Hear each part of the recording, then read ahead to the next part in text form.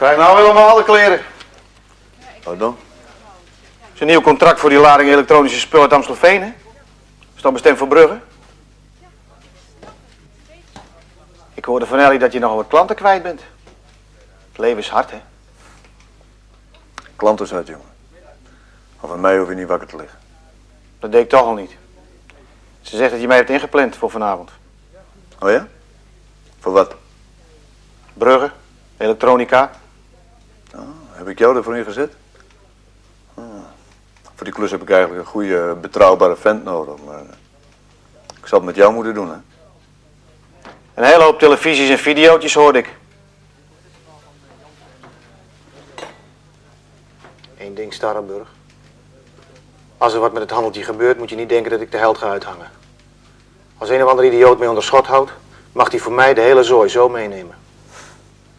Ik dacht dat jij een soort Rembo was.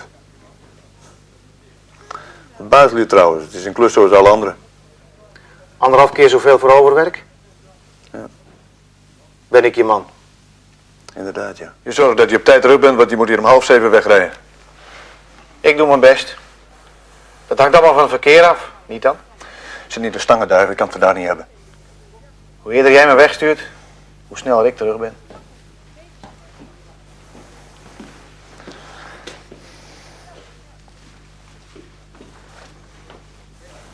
Is dat hem?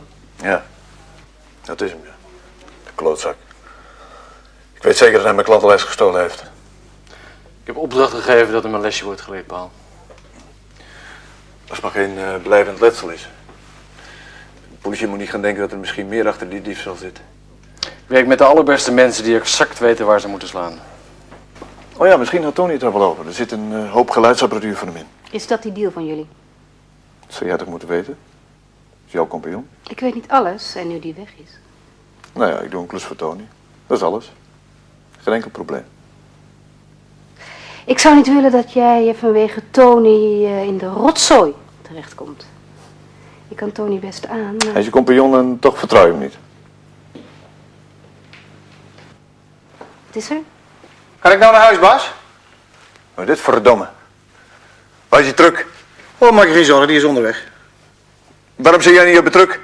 Oh, nou, ik wou net wegrijden. Toen kwam ons vriendje Jeroen eraan en ik denk... Ach, kom, die heeft de centen harder nodig dan ik. En waar is hij nu? Hij is 5, 6 minuten geleden vertrokken.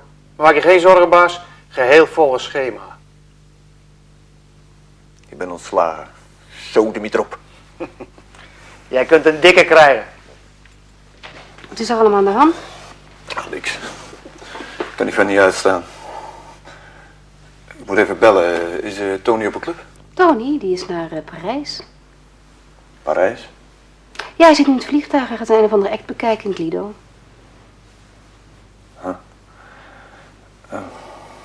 Nou, ik moet maar weer eens terug naar het casino. Als je problemen hebt, dan... Nee hoor, helemaal niks.